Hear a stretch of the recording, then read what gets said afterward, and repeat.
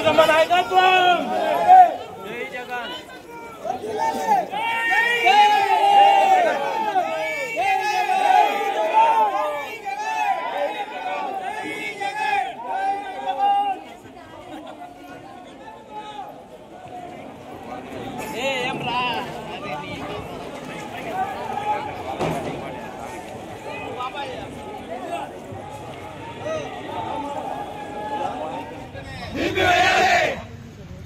జై జగన్ జై జై జగన్ జై జగన్ జై జై జగన్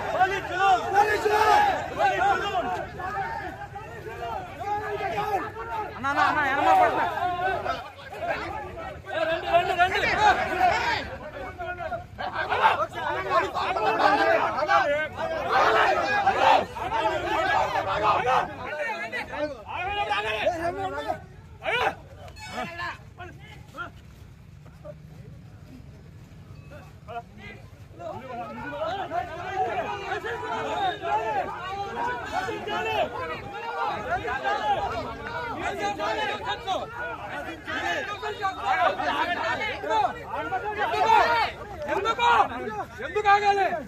మేమేం చేసాం? మేం తప్పు చేసాం? మేము మా నాయకులు చెప్పాను మీకు.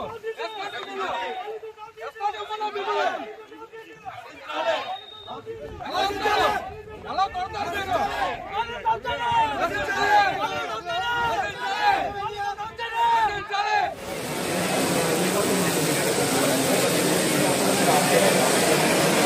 నా ఫోన్ ఎవరు తీయాలి?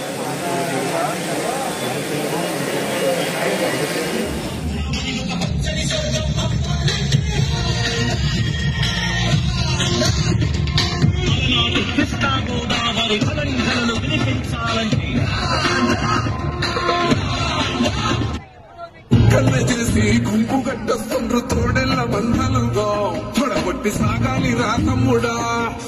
మన కోసమే బతికే జననేతకు మనము తప్ప ఎవరున్నారు రా. మనమే సైన్యమై కదలా.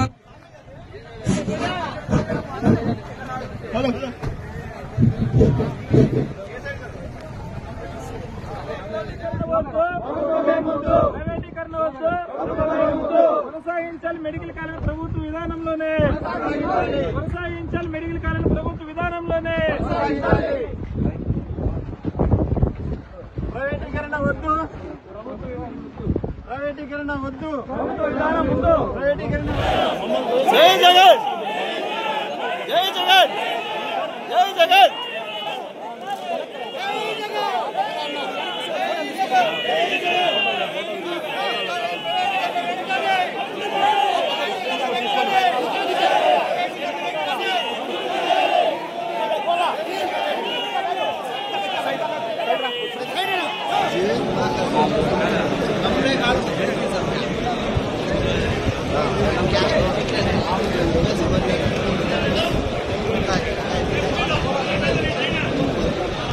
మాట్లాడతాడు 5 వరకు దూరంకి వెళ్ళినది వీళ్ళు వచ్చేది వెళ్ళేది బయటకు కొద్ది తీసుకోవాలి.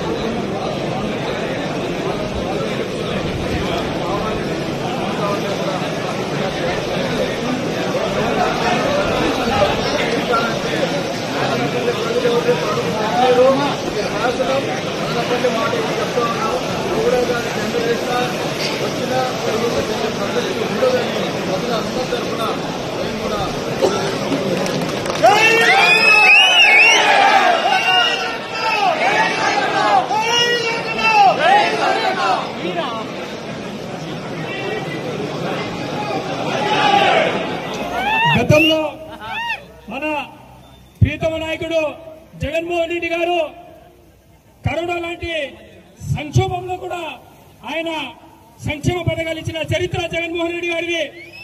అటువంటి క్లిష్ట పరిస్థితుల్లో కూడా ఎక్కడ అభివృద్ధి ఆపకుండా మనకు మెడికల్ కాలేజీలు కానివ్వండి, సచివాలయాలు కానివ్వండి, రైతు భరోసాలు కానివ్వండి, ఇవన్నీ మొత్తం నా ప్రజలకు ఎవరు కష్టపడకూడదని చెప్పేసి జగన్మోహన్ రెడ్డి గారు స్థాపించడం జరిగింది. ఈ రోజు నేను ఉప ముఖ్యమంత్రి పవన్ కళ్యాణ్ ఒక విషయం అడదలుచుకున్నా. ఆయన నేను పార్టీ పెట్టిందే ప్రశ్నించడానికి నువ్వు ఎక్కడున్నాయా? నువ్వు పవన్ కళ్యాణ్ ఎక్కడున్నావు? కనీసము మీరు కొత్త కన్స్ట్రక్షన్లు కట్టకపోగా ఆ జగన్మోహన్ రెడ్డి గారు కట్టినటువంటి బిల్డింగ్స్ అయితేనేమి, కాలేజీ అయితేనేమి ఆపాల నువ్వు ప్రశ్నించాలి. ఎక్కడ పవన్ కళ్యాణ్ ఎక్కడున్నావు? దయచేసి మేము ఈ ప్రక్రియను అడ్డుకుంటాం.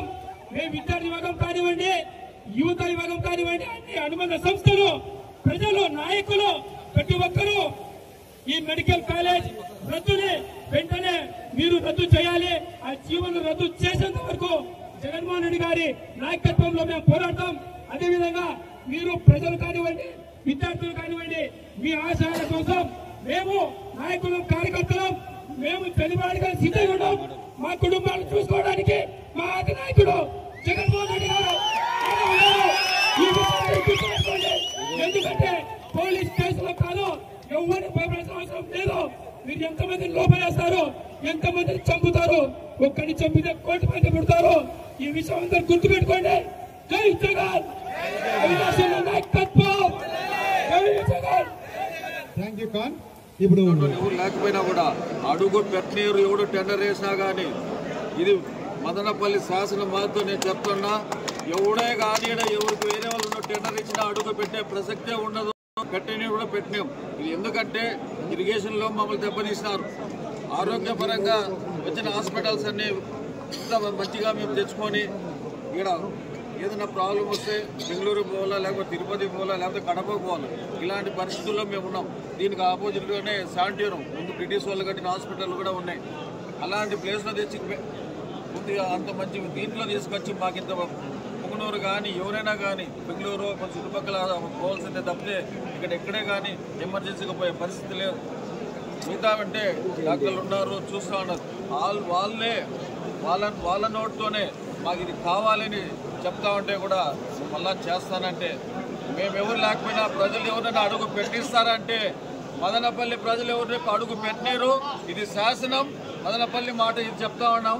ఎవడే కానీ టెండర్ వేసినా వచ్చినా అడుగు పెట్టించే ప్రసక్తి ఉండదని ప్రజలందరి తరఫున నేను కూడా తెలియజేసుకుంటూ, చంద్రబాబు నాయుడు గారి బంధువులకి, తెలుగుదేశం పార్టీ నాయకులకి ఏ విధంగా ఆంధ్రప్రదేశ్ రాష్ట్ర సంపదని దోచిపెడతా ఉన్నాడంటానికి 10 ప్రభుత్వ మెడికల్ కాలేజీలు, 10 ప్రభుత్వ హాస్పిటల్స్, అంటే మనం పెద్ద ఆసుపత్రులుగా, ధర్మాసుపత్రులుగా చెప్పుకునేటటువంటి ఆసుపత్రుల్ని అయిన వాళ్ళకి అప్పనంగా ఎకరం 100 రూపాయలు కట్టబెట్టడం ఎంత దారుణో చూడండి.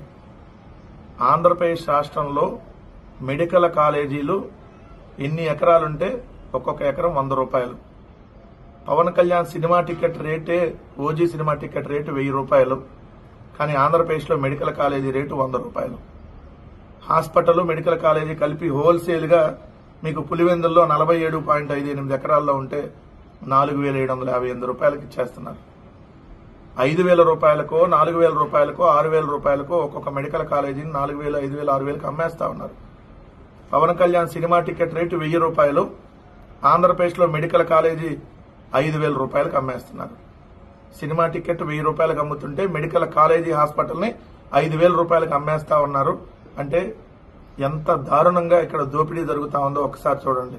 జగన్మోహన్ రెడ్డి గారు అధికారంలో ఉన్నప్పుడు 2 సంవత్సరాలు కోవిడ్ ఉన్నా కేవలం 3 సంవత్సరాల తన టర్మ్లో 17 ప్రభుత్వ మెడికల్ కాలేజీలని స్టార్ట్ చేసి దాంతో 5 మెడికల్ కాలేజీలకి ఆయన ఉన్నప్పుడే ఆల్రెడీ అడ్మిషన్లు చేసి దాని తర్వాత ఇంకొక మెడికల్ కాలేజ్ పాడేరుకు మొత్తంగా 6 మెడికల్ కాలేజీలు ఈరోజు రన్ అవుతా ఉన్నాయి. 4 మెడికల్ కాలేజీలు పూర్తయి ఉన్నాయి. అంటే మొత్తంగా 10 పూర్తయినట్టు. కానీ ఆ పూర్తయినటువంటి మెడికల్ కాలేజీలు అక్కడ ఏదో ఒక 50 కోట్లు 100 కోట్ల పనులు పెండింగ్ ఉంటే దాన్ని పీపీపీ అనేటటువంటి విధానంలో ప్రైవేట్ వాళ్ళకి అప్పచెప్పేస్తున్నామని చెప్పి నిన్న టెండర్లను పిలిచారు. ఈ టెండర్లలో క్లియర్ గా వాళ్ళు ఎవరికి ఇవ్వాలనేది ముందుగా ఫిక్స్ చేసి టెండర్లు పిలిచారు. దాంట్లో మీరు చూస్తే పులివెందుల, మార్కాపురం, మదనపల్లి, ఆదోని ప్రభుత్వ వైద్య కళాశాలను, ప్రభుత్వ హాస్పిటల్ను ప్రైవేటుకు దారాదత్తం చేసేందుకు టెండర్లు ఆహ్వానించారు. 4కి వేరువేరుగా టెండర్లు పిలిచారు. 66 ఏళ్ల పాటు కళాశాలపై హక్కులను కల్పిస్తూ అందులో పేర్కొన్నారు. 66 సంవత్సరాలు వాళ్ళ ప్రైవేట్ వాళ్ళ ఆధీనంలో ఉంటాయి. ప్రజాధనాన్ని ఆదా చేసేందుకు జగన్మోహన్ రెడ్డి గారి ప్రభుత్వం అంతకుముందు జ్యుడిషియల్ ప్రివ్యూ, అదేవిధంగా రివర్స్ టెండరింగ్ చేస్తే వాటన్నిటికీ పూర్తిగా మంగళం పాడేసి ఈరోజు వాళ్ళు ఇచ్చినటువంటి నోటిఫికేషన్, టెండర్ నోటిఫికేషన్ చూస్తే సింగిల్ బిడ్ వచ్చినా కూడా ఆమోదించేలాగా నిబంధన పెట్టారు. నార్మల్ గా టెండర్ లో ఎవరైనా సింగిల్ గా పార్టిసిపేట్ చేస్తే ఆ టెండర్ అనేది చెల్లదు, మళ్లీ పిలవాలి దానికి సంబంధించి. కానీ ఇక్కడ టెండర్ లో ఒక్కరొచ్చినా ఆమోదించేలా నిబంధన పెట్టారు.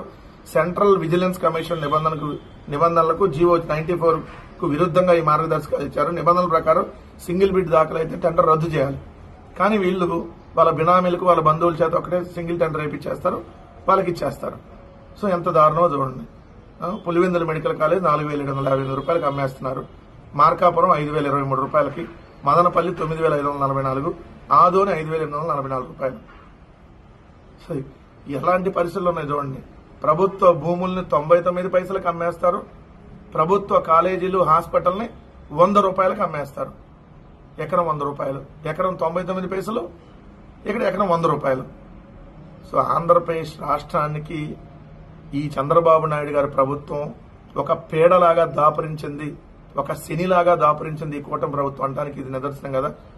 ఇంటర్మీడియట్ బైపీసీ చదువుతున్నటువంటి లక్షలాది మంది విద్యార్థులకి శాపంగా ఈరోజు చంద్రబాబు నాయుడు గారి ప్రభుత్వం తయారైంది. వాళ్ళు భవిష్యత్తులో డాక్టర్లు అవ్వాలనేటటువంటి ఆలోచనతో చదువుకునేటటువంటి ఆ విద్యార్థుల్ని చదువుకు దూరం చేసేస్తూ, అలానే పేదవాడికి ఏదైతే ప్రభుత్వ ఆసుపత్రిని దూరం చేస్తూ, పెద్ద ఆసుపత్రిని, ధర్మాసుపత్రిని దూరం చేస్తూ చంద్రబాబు నాయుడు గారు ప్రైవేట్కి కట్టబెడుతున్నటువంటి తీరు ఆంధ్రప్రదేశ్ రాష్ట్రాన్ని పూర్తిగా పప్పు బెల్లాల్లాగా పూర్తిగా అమ్మకానికి పెట్టాడంటానికి ఈ రోజు పిలిచినటువంటి టెండర్లే ఒక నిదర్శనం.